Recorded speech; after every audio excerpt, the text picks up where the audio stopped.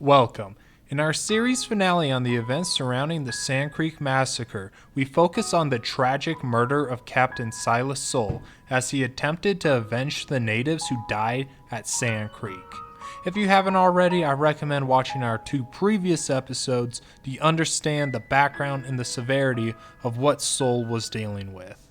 Now, onto the video.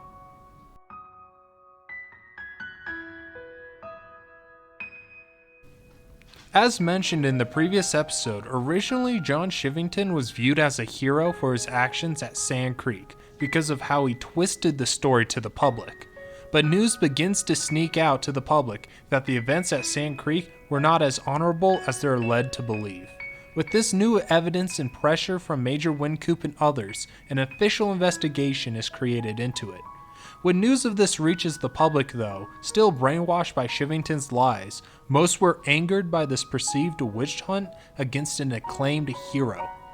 But while the public were angered and wanted to fight this investigation, Chivington himself knew that this facade he created would crumble once they began investigating. So he would leave the military on January 6th of 1865 so he couldn't be tried in a military court. The Joint Committee on the Conduct of War in charge of the investigation sends Major Wynkoop back to Fort Lyons to get statement from the soldiers stationed there. Wynkoop gathers damning testimonies against Chivington and his actions from several of the soldiers and officers at Fort Lyons, most notably from the two men who refused Chivington's orders to attack, Silas Soule and Joseph Kramer, along with Chivington's personal translator, John Smith. Seeing the writing on the wall at the end of his enlistment period, Major Scott Anthony would resign his military commission, claiming it was because of his disgust of what happened at the massacre. Now with evidence and testimonies, the investigation would return to the courts of Denver, and there is where Silas Soule would meet his end.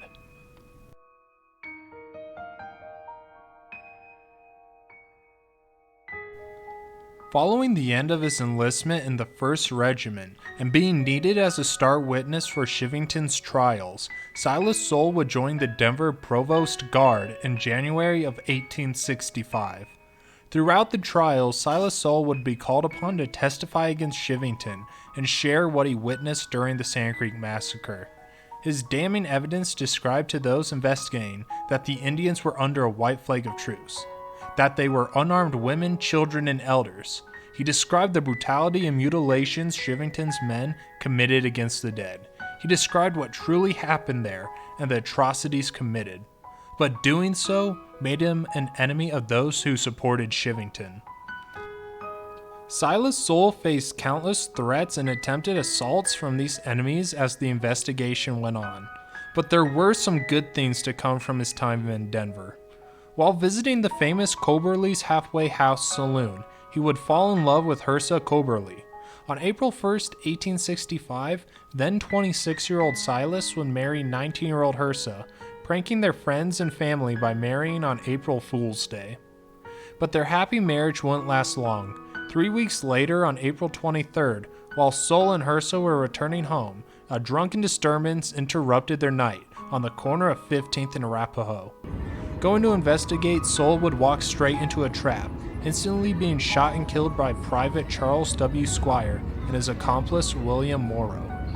Both were previously enlisted with John Chivington's 2nd Colorado Volunteer Cavalry and were known avid supporters of Chivington and his actions at Sand Creek. Following the murder of Soule, they would flee the scene of the crime in Denver entirely.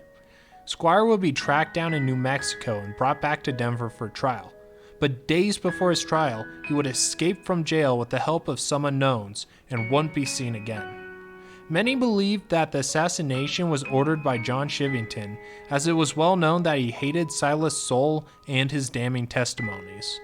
But no proof ever connected Chivington to ordering it, but most Denver residents suspected he was in some way behind the hit. Because of his retirement from the military, he couldn't be militarily prosecuted for his role at Sand Creek. But his burgeoning political career was tarnished and ruined. Fleeing from Colorado, Chivington would make his way across America, where his life would continue to go downhill. Barely living off of cheating and stealing from the people around him, he would die painfully in 1894 from cancer, divorced, hated, and alone.